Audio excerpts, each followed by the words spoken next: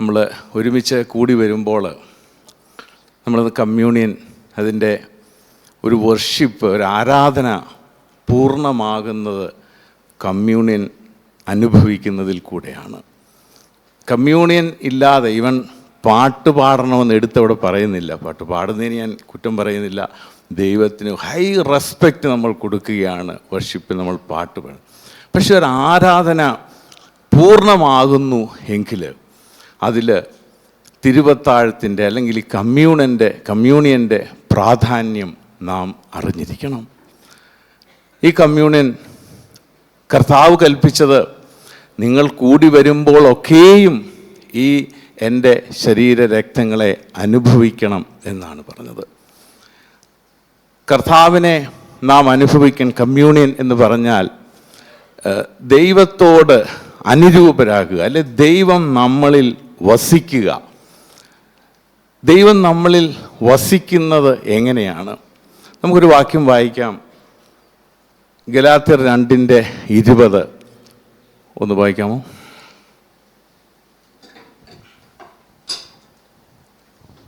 ഞാൻ ക്രിസ്തുവിനോട് കൂടെ ക്രൂശിക്കപ്പെട്ടിരിക്കുന്നു. ഇനി ജീവിക്കുന്നത് ഞാനല്ല, ക്രിസ്തുവത്രേ എന്നിൽ ജീവിക്കുന്നു. ഇപ്പോൾ ഞാൻ ജഡത്തിൽ ജീവിക്കുന്നതോ എന്നെ സ്നേഹിച്ച് എനിക്ക് വേണ്ടി തന്നെത്താൻ ഏൽപ്പിച്ചു കൊടുത്ത ദൈവപുത്രങ്കലുള്ള വിശ്വാസത്താൽ അത്രേ ജീവിക്കുന്നത്. അവിടെ പറയുന്നു, ഇനി ജീവിക്കുന്നത് ഞാനല്ല, എന്നിൽ ക്രിസ്തുവാണ് ജീവിക്കുന്നത്. എന്നിൽ എങ്ങനെയാണ് ക്രിസ്തു ജീവിക്കുന്നത്? ആ ക്രിസ്തു നമ്മളിൽ ജീവിക്കുന്നത് എങ്ങനെയാണെന്നും ബൈബിൾ വ്യക്തമായിട്ട് നമ്മെ പഠിപ്പിക്കുന്നുണ്ട്. ജോൺ 6:56 വായിക്കാമോ?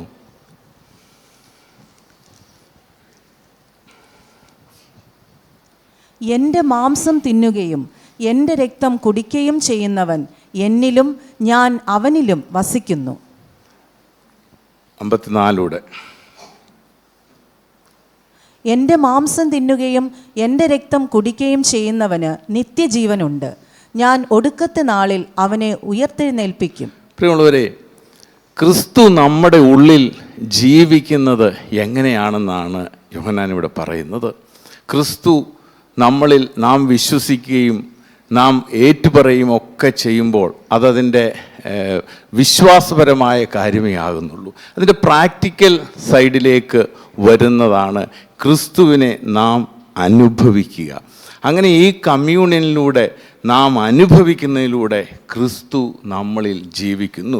എൻ്റെ മാംസം തിന്നുകയും രക്തം കുടിക്കുകയും ചെയ്യുന്നവന് നിത്യജീവനുണ്ട്. നിത്യജീവൻ. അപ്പോൾ ഒന്നാമത്തെ കാര്യം, ഈ കമ്മ്യൂണിയൻ അനുഭവിക്കുന്ന ഒരു വ്യക്തിക്ക് കർത്താവ് പറയുകയാണ് നിത്യജീവൻ ഓഫർ ചെയ്തിരിക്കുകയാണ്.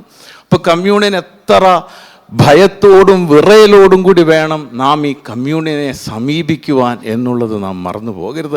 കാരണം നമ്മുടെ നിത്യജീവൻ ഈ കർത്താവിൻ്റെ തിരുശരീര രക്തങ്ങളെ അനുഭവിക്കുന്നതിലൂടെയാണ് ഇരിക്കുന്നത്. രണ്ടാമത് വീണ്ടും പറയുന്നു, ഈ കമ്മ്യൂണിയൻ അനുഭവിക്കുന്നവനെ ഒടുക്കത്തെ നാളിൽ എന്തു പറ്റും? ഉയർത്തെഴുന്നേൽപ്പിക്കുമെന്നാണ്. ഉയർത്തെഴുന്നേൽക്കുമെന്നല്ല പറയുന്നത്. അപ്പോൾ ഉയർത്തെഴുന്നേൽപ്പിക്കുന്നത് ദൈവം ചെയ്യുന്ന കാര്യമാണ്. അപ്പോൾ ഈ കമ്മ്യൂണിയൻ നാം അനുഭവിക്കുന്നതിലൂടെ കർത്താവ് നമ്മോട് പറയുന്നത്, നിനക്ക് നിത്യജീവൻ ഉണ്ടാകുവാനായിട്ടും അവസാനത്തെ ഒടുക്കത്തെ നാളിൽ കർത്താവിൻ്റെ ആ രണ്ടാമത്തെ വരവിൽ അന്ന് ജീവനോടിരിക്കുന്ന മുഴുവൻ ആളുകളെയും കർത്താവിനോടുകൂടെ എടുക്കപ്പെടുകയും നമ്മളിൽ നിന്ന് വേർപെട്ടു പോയ മുഴുവൻ ആളുകളെയും ഉയർത്തെഴുന്നേൽപ്പിക്കുകയും ചെയ്യുമെന്നുള്ള വാഗ്ദാനം കർത്താവ് ചെയ്യുകയാണ്. എന്താണ് കണ്ടീഷൻ? എന്നെ അനുഭവിക്കണം. എൻ്റെ മാംസവും രക്തവും അനുഭവിക്കുന്ന ഒരു വ്യക്തിക്കാണ് ദൈവം അത് ഓഫർ ചെയ്തിരിക്കുന്നത്. അപ്പോൾ രണ്ട് കാര്യമാണ് കർത്താവ് ഈ കമ്മ്യൂണിയൻ അനുഭവിക്കുന്നതിലൂടെ നമ്മോട് ആവശ്യപ്പെട്ടിരിക്കുന്നത്, നമുക്ക് ഓഫർ ചെയ്തിരിക്കുന്നത്. ഒന്ന്, നിത്യജീവൻ. രണ്ട്, അവസാനത്തെ നാളിൽ നാം ക്രിസ്തുവിനോടുകൂടെ ഉയർത്തെഴുന്നേൽപ്പിക്കും. നമ്മളെ ഓരോരുത്തരെയും കർത്താവ് അവനോട് കൂടെ ചേർക്കും. അപ്പോൾ അങ്ങനെയാണെങ്കിൽ ഇനിയും എങ്ങനെയാണ് ഈ കമ്മ്യൂണിയൻ അനുഭവിക്കേണ്ടത് എങ്ങനെയാണെന്നൂടെ നാം മനസ്സിലാക്കണം. ആ പ്രാധാന്യം മനസ്സിലാക്കി വേണം ഈ കമ്മ്യൂണിയനിലേക്ക് നിങ്ങൾ കരങ്ങൾ നീട്ടുവാൻ. കാരണം വലിയ വ്യാധി ഉൾപ്പെടെ ഉണ്ടാകുമെന്നാണ് കർത്താവ് അവിടെ പറയുന്നത്.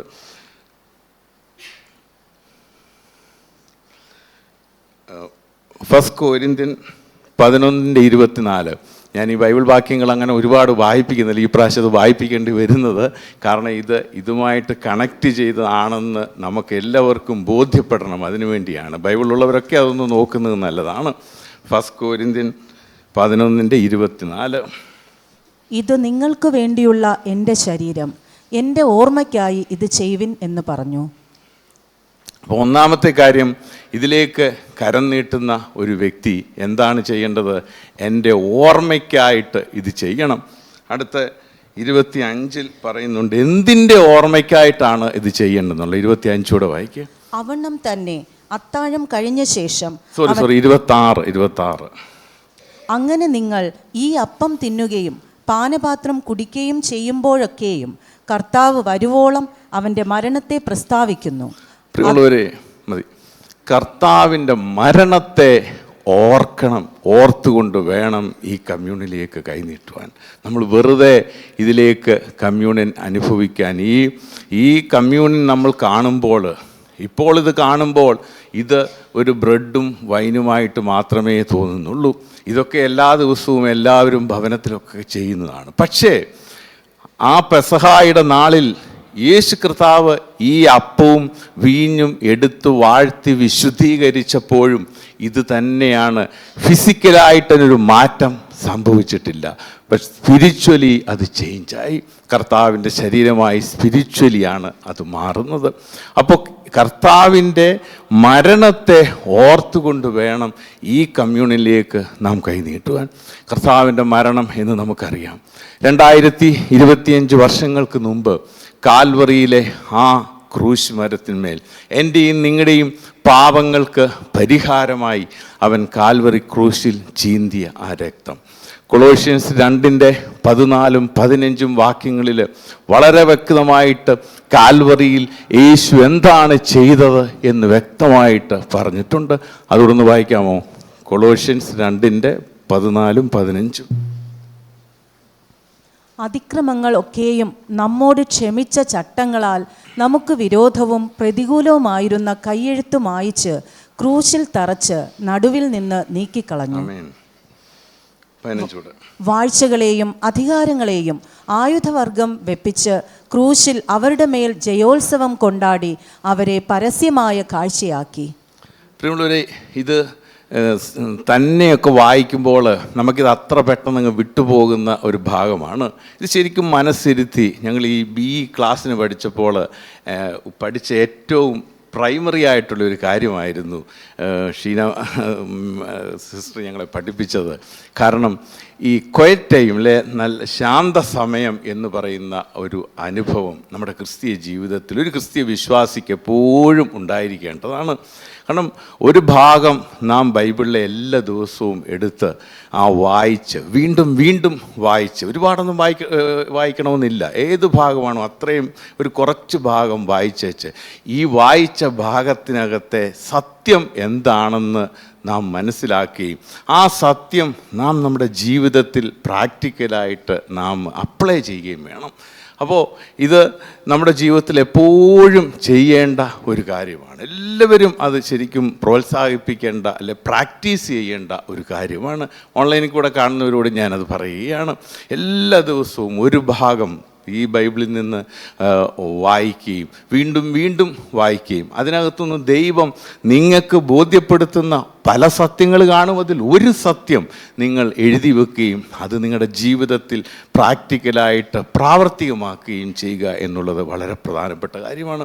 ഇതുപോലെ ഈ ഭാഗം വായിച്ചപ്പോൾ എനിക്ക് വലിയ കൺഫ്യൂഷനായിരുന്നു. ഇത് എന്താണ് പരസ്യമായ കാഴ്ചയാക്കി എന്നൊക്കെ ഇങ്ങനെ പറഞ്ഞപ്പോൾ അത് യേശുവിനെ 2025 വർഷങ്ങൾക്ക് മുമ്പ് ഇസ്രായേലിലെ ഗോൽഗോത്ത എന്ന സ്ഥലത്ത് അനേകർ കാണുക യേശുവിനെ പരസ്യമായ ഗോൽഗോത്ത ആ ക്രൂശ് മരത്തിന്മേൽ ഇങ്ങനെ തൂക്കിയിട്ടിരിക്കുന്ന അനേകർ കണ്ടു. ഇതൊരു പരസ്യമായ കാഴ്ചയാണെന്നായിരുന്നു ഞാൻ വിചാരിച്ചത്. പക്ഷേ അവിടെ അതല്ല പറഞ്ഞിരിക്കുന്നത്. മറിച്ച് യേശുവിൻ്റെ കാൽവറി ക്രൂശ് മരണം എന്ന് പറയുന്നത് അവിടെ 14-ാം വാക്യത്തിൽ ഒരു കൈയെഴുത്ത്, അല്ലെ അതിന് ചാർജസ് എന്നാണ് പറയുന്നത്, കുറ്റങ്ങൾ എന്നാണ് പറയുന്നത്. ഈ ചാർജസ് എന്ന് പറയുന്ന, അതായത് നമ്മുടെ മേൽ പിശാച് ആരോപിച്ചിരിക്കുന്ന ഈ ചാർജസ്, ഈ കുറ്റങ്ങളെ മുഴുവൻ യേശു കർത്താവ് സ്വയം വാങ്ങി, അത് പിശാചിൻ്റെ എന്ന് വാങ്ങിച്ച് കുറ്റമില്ലാത്തതായ ഒരു കുറ്റപത്രം, അല്ലെങ്കിൽ ചാർജസ് എഴുതിയ ഒരു കുറ്റപത്രം കാൽവറി കിടക്കുകയും യേശു കർത്താവ് നമ്മുടെ മേൽ പിശാച് ആരോപിച്ച കുറ്റങ്ങളെ, പാപങ്ങളെ മുഴുവൻ അവൻ്റെ കാൽവറി രക്തം കൊണ്ട് മായ്ച്ചു കളഞ്ഞു. ഇപ്പോൾ കാൽവറി ക്രൂശിൽ കിടക്കുന്നത് ആരാണ്? കുറ്റമില്ലാത്തതായ കുറ്റപത്രമായ യേശു തമ്പുരാനാണ് കിടക്കുന്നത്. ഇതേ സമയം പിതാവായ ദൈവത്തിൻ്റെ അടുത്തൊരു കാര്യം നടന്നു. അതാണ് 15-ാം വാക്യത്തിൽ പറയുന്നത്. അത് വീണ്ടും വീണ്ടും വീണ്ടും നിങ്ങൾ വായിക്കുമ്പോൾ ദൈവം നിങ്ങൾക്കത് വെളിപ്പെടുത്തും. പിതാവായ ദൈവത്തിൻ്റെ അടുത്ത് കാൽവറി ക്രൂശിൽ, ഈ വിസിബിൾ വേൾഡിൽ, ഈ ദൃശ്യ ലോകത്ത്, ഇസ്രായേലിലെ ഗോൽഗൊത്തായിൽ ഈ യേശു കർത്താവ് തൂങ്ങിക്കിടക്കുമ്പോൾ നമ്മുടെ മുഴുവൻ പാപങ്ങളെയും അവൻ്റെ രക്തത്താൽ ഒപ്പിയെടുത്ത് മായ്ച്ചു കളഞ്ഞ് ആ കുറ്റമില്ലാത്തതായി, ഇപ്പോൾ കുറ്റങ്ങൾ കാണുന്നില്ല, കുറ്റപത്രം മാത്രമേ ഉള്ളൂ. കുറ്റങ്ങളില്ലാത്ത കുറ്റപത്രമാണിപ്പോൾ കാൽവറി ക്രൂശിൽ തൂങ്ങിക്കിടക്കുന്നത്. ഈ കുറ്റമില്ലാത്തതായ കുറ്റപത്രം ആയ യേശു തമ്പുരാൻ കാൽവറി ക്രൂശിൽ തൂങ്ങിക്കിടക്കുമ്പോൾ ഇതേ സമയം പിതാവായ ദൈവത്തിൻ്റെ അടുത്ത് തൻ്റെ സ്വർഗീയ സിംഹാസനത്തിൽ പിതാവായ ദൈവം ഇരിക്കുമ്പോൾ പിശാച് വരികയാണ്. പിശാച് വന്ന് ചോദിക്കുകയാണ്, നിൻ്റെ മക്കൾ ചെയ്ത ഈ പാപങ്ങൾക്ക് മുഴുവൻ ശിക്ഷ കൊടുക്കണം. നമ്മുടെ ദൈവം നീതിമാനായ ദൈവമാണ്. പിശാച് പറഞ്ഞു എന്ന് പറഞ്ഞുകൊണ്ട് യേശു ദൈവത്തിന് തൻ്റെ നീതി നിർവഹിക്കാതിരിക്കുവാൻ കഴിയുകയില്ല. അതുകൊണ്ട് പിതാവായ ദൈവം ചോദിച്ചു, നിങ്ങളുടെ എന്തിയെ എൻ്റെ മക്കൾ ചെയ്ത പാപങ്ങളുടെ ലിസ്റ്റ് എവിടെയാണ്? അപ്പോൾ പിശാച് താഴോട്ട് ചൂണ്ടിക്കാണിച്ചു, ദാ താഴോട്ട് നോക്ക് എന്ന് പറഞ്ഞു. താഴോട്ട് പിതാവായ ദൈവം നോക്കി. ഞാനിത് മനസ്സിലാകാൻ വേണ്ടി പെട്ടെന്ന് പറയുന്നുള്ളതേ ഉള്ളൂ. താഴോട്ട് പിതാവ് നോക്കിക്കഴിഞ്ഞപ്പോൾ പിതാവായ ദൈവം പറഞ്ഞു, അവിടെ ഞാൻ എൻ്റെ മകൻ്റെ രക്തമല്ലാതെ ഒന്നും കാണുന്നില്ലല്ലോ. നീ കൊണ്ടുവന്ന എല്ലാ, എൻ്റെ മക്കൾക്കെതിരെ കൊണ്ടുവന്ന സർവ്വ പാപങ്ങളും അവിടെ കാണുന്നില്ല. ഒരു പാപങ്ങളും ഇവിടെ കാണുന്നില്ല. ആ പാപങ്ങൾ മുഴുവൻ മായ്ച്ച് എൻ്റെ മകൻ്റെ രക്തം മാത്രമാണ് ആ കാൽവറിയിൽ, ഭൂമിയിൽ ഞാൻ കാണുന്നുള്ളൂ എന്ന് പിതാവായ ദൈവം പറഞ്ഞു. അങ്ങനെയാണ് യേശു കർത്താവ് കാൽവറി ക്രൂശിലെ മരണം മൂലം യഹോവയായ ദൈവത്തിന്, തൻ്റെ പിതാവായ ദൈവത്തിന് കാൽവറി ക്രൂശ് മുഖാന്തരം ഈ പിശാചിൻ്റെ മേൽ ജയോത്സവം കൊണ്ടാടി എന്നാണ് പറയുന്നത്. അതാണ് കാൽവറി ക്രൂശ് ഒരു പരാജയമല്ല. ആണ് പൗലോസ് പറഞ്ഞത്, ഞങ്ങൾ ക്രൂശിക്കപ്പെട്ടവനായ യേശുവിനെയാണ് പ്രസംഗിക്കുന്നത്. ഞങ്ങൾ കാനാവിലെ കല്യാണത്തിന് വെള്ളം വീഞ്ഞാക്കി യേശുവിനെ അല്ല പ്രസംഗിക്കുന്നത്. അങ്ങനെയാണല്ല പൗലോസ് പറഞ്ഞത്. അല്ലെ, അത്ഭുതം ചെയ്ത യേശുവിനെയാണ് പ്രസംഗിക്കുന്നത് നല്ല പറഞ്ഞത്. ഞങ്ങൾ ക്രൂശിക്കപ്പെട്ടവനായ യേശുവിനെയാണ് പ്രസംഗിക്കുന്നത് എന്നാണ് പൗലോസ് പറഞ്ഞത്. പ്രിയമുള്ളവരെ, അത് നാം മനസ്സിലാക്കുമ്പോൾ, ഈ പിതാവായ ദൈവം നോക്കുമ്പോൾ താഴെ യേശു തൻ്റെ മകൻ്റെ രക്തം മാത്രമാണ് കാണുന്നത്. ഒരു കുറ്റവും തെളിയിക്കാൻ പിശാചിന് സാധിച്ചില്ല. അങ്ങനെ പിശാചിനെ യേശു മുഖാന്തരം പിതാവിൻ്റെ മുമ്പാകെ അടിയറവ് വെച്ച് കീഴടങ്ങി, ആയുധവർഗം വെപ്പിച്ച് കീഴടങ്ങി. ഇതൊക്കെ നമ്മൾ ഓർക്കും, ആയുധവർഗം വെപ്പിച്ച് കീഴടങ്ങിയതൊക്കെ ഇവിടെങ്ങും നടന്ന് കണ്ടില്ലല്ലോ ഒന്ന്. പക്ഷേ ഇത് നടന്നത് സ്വർഗത്തിൽ പിതാവായ ദൈവത്തിൻ്റെ അടുത്താണ്. ഹല്ലേലൂയ.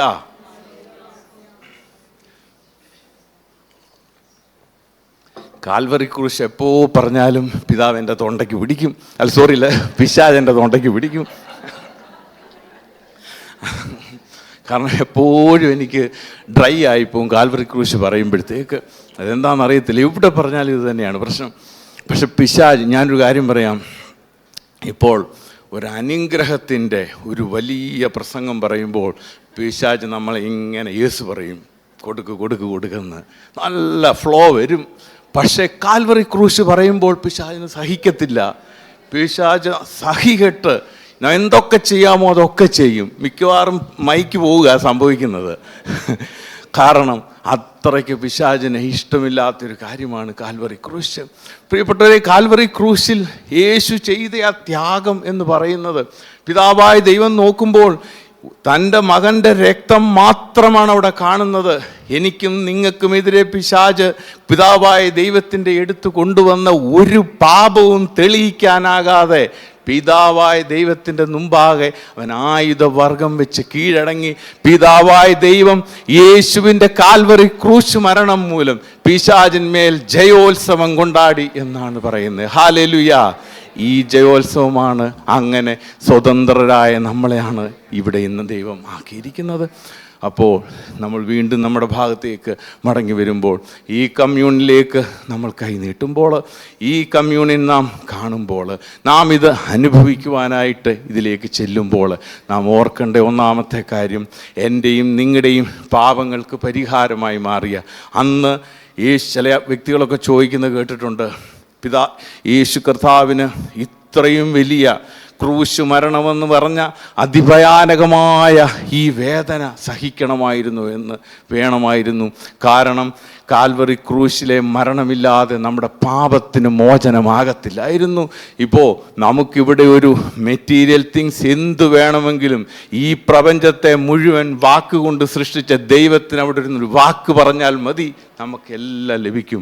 പക്ഷേ നമ്മുടെ പാപങ്ങൾക്ക് പരിഹാരമാകുവാൻ അവൻ അങ്ങനെ പറഞ്ഞാൽ പോരാ. ഈ ദൈവത്തിൻ്റെ നീതിയായ ദൈവം പറഞ്ഞിരിക്കുന്ന ആ ശിക്ഷ ഏറ്റെടുത്തേ മതിയാകൂ. അതുകൊണ്ടാണ് കാൽവറി ക്രൂശിലെ മരണം ഒരു കൊലപാതകമല്ലായിരുന്നു.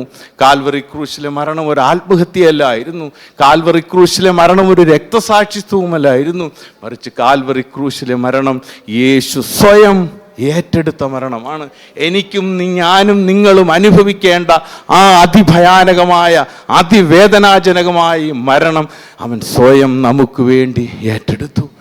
ഈ അനുഭവം നാം മനസ്സിലാക്കുമ്പോൾ, കാൽവറി ക്രൂശിൽ യേശു ചെയ്ത ഈ വലിയ ത്യാഗം നാം മനസ്സിലാക്കുമ്പോൾ, അതോർത്ത് വേണം നാം അവൻ്റെ മരണത്തെ പ്രസ്താവിച്ച് വേണം ഈ കമ്മ്യൂണിലേക്ക് കൈനീട്ടുവാൻ. പ്രിയമുള്ളവരെ, ഈ യേശു കാൽവറി ക്രൂശിൽ തൂങ്ങിക്കിടക്കുമ്പോൾ, യേശു കാൽവറി ക്രൂശിൽ നിന്ന് പിതാവായ ദൈവം ആ സിറ്റുവേഷനോട് മനസ്സിലാക്കുമ്പോൾ, മുകളിൽ നിന്ന് പിശാച് പിതാവായ ദൈവത്തിനോട് നോക്കാൻ പറയുന്നു. നോക്കുമ്പോൾ കാൽവറി ക്രൂശിൽ യേശു തൂങ്ങി കുറ്റമില്ലാത്തതായ കുറ്റപത്രമായ യേശു തമ്പുരാൻ കിടക്കുകയാണ്. യേശുവിന് അവിടെ നിന്നൊന്ന് മാറിയിരുന്നിലത്തെ അവസ്ഥ എന്താകുമായിരുന്നു? നമ്മുടെ ഓരോരുത്തരുടെയും പാപങ്ങൾ അവിടെ തെളിഞ്ഞു വരുമായിരുന്നു.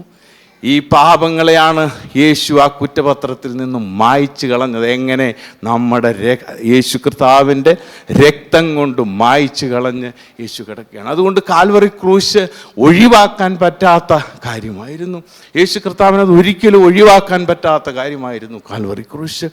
ഈ കാൽവറി ക്രൂശിൽ നമ്മൾ യേശു ചെയ്ത ഈ ത്യാഗത്തെ നമ്മൾ ഈ കമ്മ്യൂണിലേക്ക് പോകുമ്പോൾ നാം ഓർക്കണം എന്നാണ് കർത്താവ് പറയുന്നത്. വീണ്ടും ഇത് എങ്ങനെയാണ് അനുഭവിക്കേണ്ടത്, ഇതെങ്ങനെയാണ് നാം നമ്മുടെ ഏത് അവസ്ഥയിലാണ് ഇത് അനുഭവിക്കേണ്ടത് എങ്ങനെയാണെന്നാണ് നാം നോക്കുന്നത്. 1 കൊരിന്ത്യർ 11:27 മുതൽ 29 വരെയുള്ള വാക്യങ്ങൾ. അതുകൊണ്ട് അയോഗ്യമായി അപ്പം തിന്നുകയോ കർത്താവിൻ്റെ പാനപാത്രം കുടിക്കുകയോ ചെയ്യുന്നവൻ എല്ലാം കർത്താവിൻ്റെ ശരീരവും രക്തവും സംബന്ധിച്ച് കുറ്റക്കാരനാകും. മനുഷ്യൻ തന്നെത്താൻ ശോധന ചെയ്തിട്ട് വേണം ഈ അപ്പം തിന്നുകയും പാനപാത്രത്തിൽ നിന്ന് കുടിക്കുകയും ചെയ്യുവാൻ. തിന്നുകയും കുടിക്കുകയും ചെയ്യുന്നവൻ ശരീരത്തെ വിവേചിക്കാഞ്ഞാൽ തനിക്ക് ശിക്ഷാവിധി തിന്നുകയും കുടിക്കുകയും ചെയ്യുന്നു. ഹല്ലേലൂയ. 29 ഒന്നുകൂടെ വായിക്കാമോ? തിന്നുകയും കുടിക്കുകയും ചെയ്യുന്നവൻ ശരീരത്തെ വിവേചിക്കാഞ്ഞാൽ തനിക്ക് ശിക്ഷാവിധി തിന്നുകയും കുടിക്കുകയും ചെയ്യുന്നു. പ്രിയമുള്ളവരെ, അവിടെ ശരീരത്തെ എന്ന് മാത്രമാണ് എഴുതിയിരിക്കുന്നത്. അത് ഏത് ശരീരത്തെ പറ്റിയാണ് പറയുന്നത്? നമ്മൾക്ക് പലരും തെറ്റിദ്ധരിച്ചിട്ടുണ്ട് അത് നമ്മുടെ ശരീരത്തെ പറ്റിയാണ് അവിടെ പറയുന്നത്. ഇംഗ്ലീഷ് ബൈബിളിൽ അത് വ്യക്തമായിട്ട് പറയുന്നുണ്ട്. വിത്തൗട്ട് ഡിസേണിങ് ലോഡ്സ് ബോഡി എന്നാണ് പറയുന്നത്. കർത്താവിൻ്റെ ശരീരമാണ്. അത് മലയാളത്തിൽ അത് എങ്ങനെയാണ് മിസ്സായിപ്പോയെന്ന് എനിക്കറിയില്ല. കാരണം കർത്താവിൻ്റെ ശരീരത്തെ, അത് കർത്താവിൻ്റെ ശരീരമാണ്. സ്പിരിച്വലി ചേഞ്ച് ആകുമ്പോൾ കർത്താവിൻ്റെ ശരീരമായിട്ട് മാറും എന്ന് വിശ്വസിച്ച് വേണം നമ്മൾ ഇത് ഭക്ഷിക്കുവാൻ. അപ്പോഴാണ് കർത്താവ് നമ്മൾ ജീവിക്കുന്നത് എന്നുള്ള അവസ്ഥ വരികയുള്ളൂ. അപ്പോൾ ആദ്യമേ പറയുന്നുണ്ട്, അയോഗ്യമായി ഈ അപ്പം കഴിക്കുകയോ പാനപാത്രം കുടിക്കുകയോ ചെയ്യുന്നവനെല്ലാം കർത്താവിൻ്റെ ശരീരവും രക്തവും സംബന്ധിച്ച് കുറ്റക്കാരനാണ്. അപ്പം നമ്മൾ യോഗ്യതയുള്ളവരാണെന്ന് നമ്മൾ ഓരോരുത്തരും നോക്കും. രണ്ടാമതാണ്, തന്നെത്താൻ ശോധന ചെയ്തിട്ട് വേണം നാം ഈ കമ്മ്യൂണിലേക്ക് കൈനീട്ടുമ്പോഴായിട്ട് നമ്മുടെ യോഗ്യത, നമുക്കതിനുള്ള യോഗ്യത ഉണ്ടോ എന്ന് നാം വെരിഫൈ ചെയ്യണം. ആ യോഗ്യത ഉണ്ടെന്ന് ഉറപ്പാക്കിയിട്ട് വേണം ഈ കമ്മ്യൂണിലേക്ക് നാം കൈനീട്ടുവാൻ.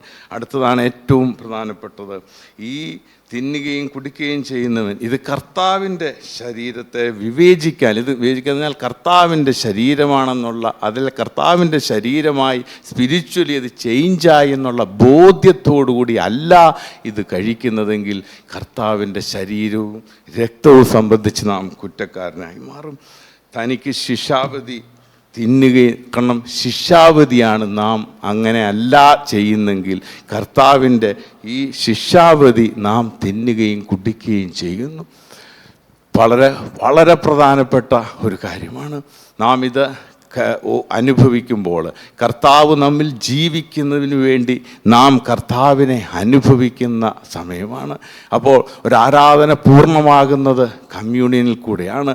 കമ്മ്യൂണിയനിൽ കൂടെ പൂർണ്ണമാകുമ്പോൾ, കർത്താവിനെ അനുഭവിക്കുന്ന അവസ്ഥയിലൂടെ അത് പൂർണ്ണമാകുമ്പോൾ ആ കർത്താവിനെ അനുഭവിക്കുവാനായിട്ട് നാം എത്രയധികം ഭയത്തോടും വിറയലോടും ബഹുമാനത്തോടു കൂടി വേണം ഈ കമ്മ്യൂണിനെ നാം സമീപിക്കുവാൻ.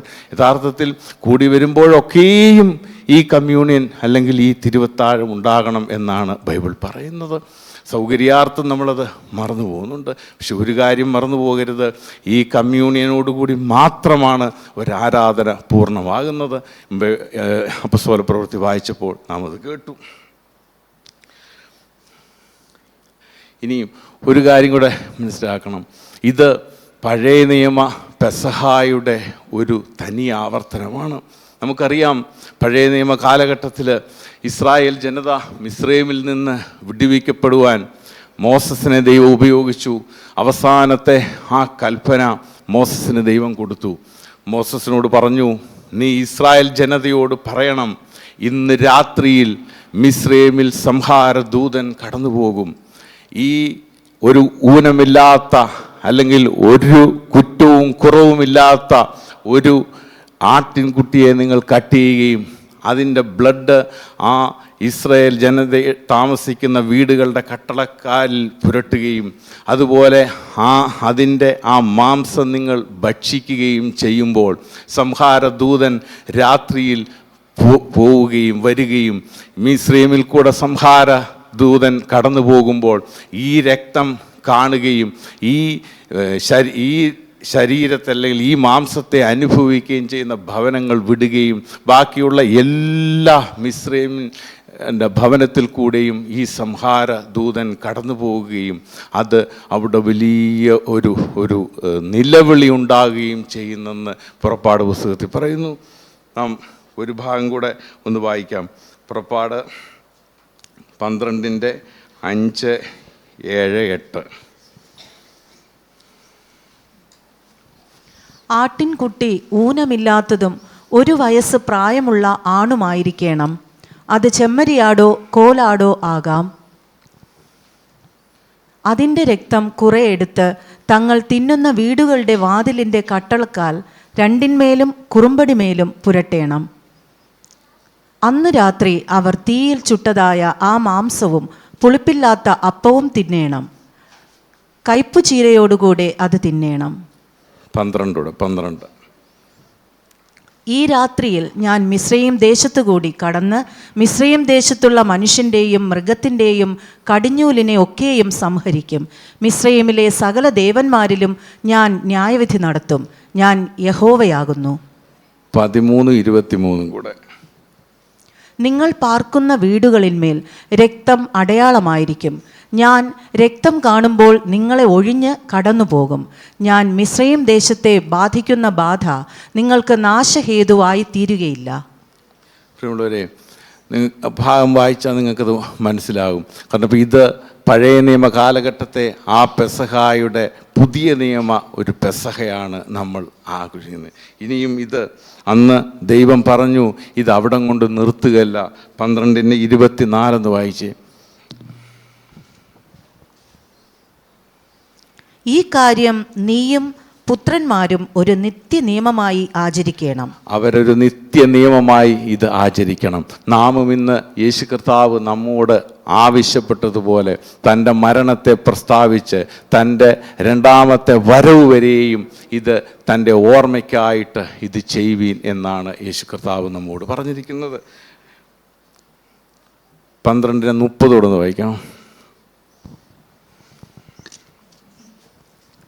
ഫറവോനും അവൻ്റെ സകല ഭൃത്യന്മാരും സകല മിസ്രയീമ്യരും രാത്രിയിൽ എഴുന്നേറ്റു. മിസ്രയീമിൽ വലിയൊരു നിലവിളിയുണ്ടായി.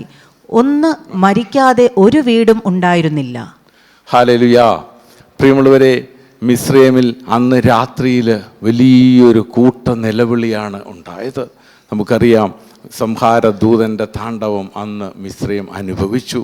ഞാൻ പറയുന്നത് ഇന്നും ഇതുപോലെ ഒരു നിലവിളി നമുക്കും ഉണ്ടാകുവാൻ പോവുകയാണ്. കാരണം ഈ ലോകത്തും ഇതുപോലൊരു നിലവിളി ഉണ്ടാകുന്നു.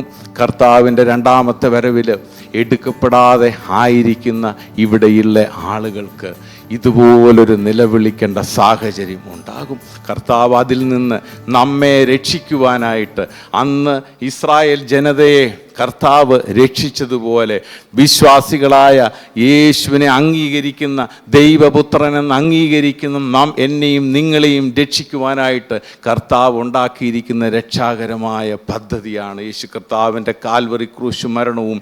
ആ കാൽവറി ക്രൂശ് മരണത്തിലൂടെ ആ മരണത്തെ ഓർത്ത് കർത്താവിൻ്റെ തിരുശരീര രക്തങ്ങളെ നാം അനുഭവിക്കുകയും ചെയ്യുക എന്നുള്ള കാര്യം. അപ്പോൾ ഇത് നമ്മുടെ ജീവിതത്തിലെ ഏറ്റവും വളരെ പ്രധാനപ്പെട്ട ഒരു കാര്യമാണ്. മാക്സിമില്യൻ എന്ന് പറയുന്ന ദൈവത്തിൻ്റെ ഒരു ദാസൻ ഒരിക്കലും ഇങ്ങനെ പറഞ്ഞു, ദൂതന്മാരുടെ ഇടയിൽ അസൂയ എന്ന പാപം ദൈവം അനുവദിച്ചു കൊടുക്കുകയാണെങ്കിൽ അവർക്കാദ്യം അസൂയ ഉണ്ടാകുന്നത് മനുഷ്യരായ നമ്മോട് ഓരോരുത്തരോടുമായിരിക്കും. കാരണം ബിക്കോസ് ഓഫ് ദിസ് കമ്മ്യൂണിയൻ. ഈ കമ്മ്യൂണിയൻ അവർക്കാർക്കും അനുഭവിക്കുവാൻ ദൈവം കൊടുത്തിട്ടില്ല. ഇത് മനുജാതിക്ക് നമുക്ക് ഓരോരുത്തർക്കും മാത്രമായി ദൈവം അനുവദിച്ചിരിക്കുന്ന വളരെ പ്രധാനപ്പെട്ടതായ ഒരു കാര്യമാണ് ഈ കമ്മ്യൂണിയൻ. അതുകൊണ്ട് ഈ കമ്മ്യൂണിയനിലേക്ക് നാം കടക്കുമ്പോൾ നാം മിസ്രയീമിൽ അന്നുണ്ടായ ഒരു നിലവിളി പോലെ ഒരു നിലവിളി ഉണ്ടാകുമ്പോൾ ആ നിലവിളിയിൽ നിലവിളിക്കുന്നവരുടെ കൂട്ടത്തിൽ ആകാതിരിക്കുവാനായിട്ട് ദൈവം നമുക്ക് ഒരുക്കിയിരിക്കുന്ന പദ്ധതിയാണ്. ഇസ്രായേൽ ജനത ഇന്നും കർത്താവിനെ ഈ ദൈവപുത്രനാണെന്ന് വിശ്വസിച്ചിട്ടില്ല. പക്ഷേ ഇസ്രായേൽ ജനത വിശ്വസിക്കുന്ന കുത്തിയവങ്കിലേക്ക് നോക്കുന്ന ഒരു സമയം വരാൻ പോവുകയാണ്. അവരിന്നും മിശിഹായെ നോക്കിയിരിക്കുകയാണ്. കാരണം മിശിഹ 2025 വർഷത്തിന് മുമ്പ് യേശു കർത്താവ് തങ്ങളുടെ രക്ഷകനായ യേശു കർത്താവ് ലോകത്തിൽ വന്നു എന്ന് അവർ വന്നു എന്നൊക്കെ വിശ്വസിക്കുന്നുണ്ട്. ആ രാജ്യം നമുക്കറിയാം, അതിൻ്റെ 80% റവന്യൂവും ഈ കർത്താവിനെ കൊണ്ടാണ്. കാരണം യേശു കർത്താവിൻ്റെ ജനന സ്ഥലം കാണിച്ചു കൊടുത്ത് യേശു കർത്താവിൻ്റെ മരണസ്ഥലം ഉൾപ്പെടെയുള്ള മുഴുവൻ കാര്യങ്ങളും കാണിച്ചാണ് ആ ടൂറിസമാണ് അവരുടെ ഏറ്റവും വലിയ സോഴ്സ് ഓഫ് ഇൻകം എന്ന് പറയുന്നത്. അപ്പോൾ ഈ ഇസ്രായേൽ ജനത യേശുവിനെ കൊണ്ടാണ് ഇന്നും ജീവിക്കുന്നത്. പക്ഷേ ആ യേശു ദൈവപുത്രനാണെന്ന് അവരിന്നും വിശ്വസിച്ചിട്ടില്ല. പക്ഷെ അവർ വിശ്വസിക്കുന്ന ഒരു കാലം വരാൻ പോവുകയാണ്. അതുകൊണ്ട് കർത്താവിൻ്റെ വരവ് അടുത്തിരിക്കുന്ന ഈ കാലഘട്ടത്തിൽ കർത്താവ് ആദ്യം ഈ ലോകത്തിലേക്ക് വന്നത് പാപികളെ തേടി ആയിരുന്നുവെങ്കിൽ ഇനി അവൻ രണ്ടാമത് വരുവാൻ പോകുന്നത് പാപികളെ തേടി അല്ല, മറിച്ച് തനിക്കായി ഒരുക്കപ്പെട്ട് വിശുദ്ധിയോടെ കാത്തിരിക്കുന്ന മണവാട്ടി സഭയായ നമ്മെ ഓരോരുത്തരെയും ചേർത്ത് കൊള്ളുവാനായിട്ടാണെന്നുള്ള കാര്യം നാം മറന്നു പോകരുത്. അതുകൊണ്ട് തിരുസന്നിധിയിൽ വിശുദ്ധിയോടുകൂടി നിൽക്കുവാൻ വിശുദ്ധിയിൽ വളരുവാൻ നമുക്ക് ഓരോരുത്തർക്കും സഹായിക്കണം. ഞാൻ എൻ്റെ വാക്കുകളെ ഇവിടെ അവസാനിപ്പിക്കുമ്പോൾ ഈ കർത്താവിൻ്റെ ഈ രണ്ടാം വരവിൽ നമുക്ക് വേണ്ടി അവൻ ഒരുക്കിയിരിക്കുന്ന രക്ഷാകരമായ ആ പദ്ധതിയായ ഈ കമ്മ്യൂണിയൻ നമ്മുടെ ജീവിതത്തിൽ കർത്താവിനെ വളരുവാൻ, യേശു കർത്താവ് നമ്മിൽ ജീവിക്കുവാനായിട്ട്, അതുപോലെ നമുക്ക് നിത്യജീവൻ ഉണ്ടാകുവാനായിട്ട്, അവസാനത്തെ നാളിൽ ഉയർത്തെഴുന്നേൽപ്പിക്കുമെന്ന് വാഗ്ദാനം ചെയ്ത ആ കർത്താവിൽ നാം ആശ്രയിച്ചുകൊണ്ട് ജീവിക്കുവാൻ സർവശക്തനായ ദൈവം നമ്മെ എല്ലാവരെയും സഹായിക്കട്ടെ എന്ന് പ്രാർത്ഥിച്ചുകൊണ്ട് ഞാൻ എൻ്റെ വാക്കുകൾ അവസാനിപ്പിക്കുന്നു. Thank you. God bless you. ഇന്ന് കേട്ട ഈ സന്ദേശം തീർച്ചയായിട്ടും നിങ്ങൾക്ക് അനുഗ്രഹമായിരുന്നു ഞങ്ങൾ വിശ്വസിക്കുന്നു. ഒരുപക്ഷെ നിങ്ങൾ ഇതുവരെയും ഈ ചാനൽ സബ്സ്ക്രൈബ് ചെയ്തിട്ടില്ല എങ്കിൽ ദയവായി ഇപ്പം തന്നെ ഒന്ന് സബ്സ്ക്രൈബ് ചെയ്യുക. ഈ സന്ദേശം മറ്റു ചിലർ കൂടി ഒന്ന് ഫോർവേഡ് ചെയ്ത് കൊടുക്കുക. നിങ്ങൾക്കിത് അനുഗ്രഹമായിരുന്നെങ്കിൽ തീർച്ചയായിട്ടും അത് മറ്റുള്ളവർക്കും ഒരു അനുഗ്രഹമായി തീരുവാൻ അത് കാരണമായി തീരും. God bless you.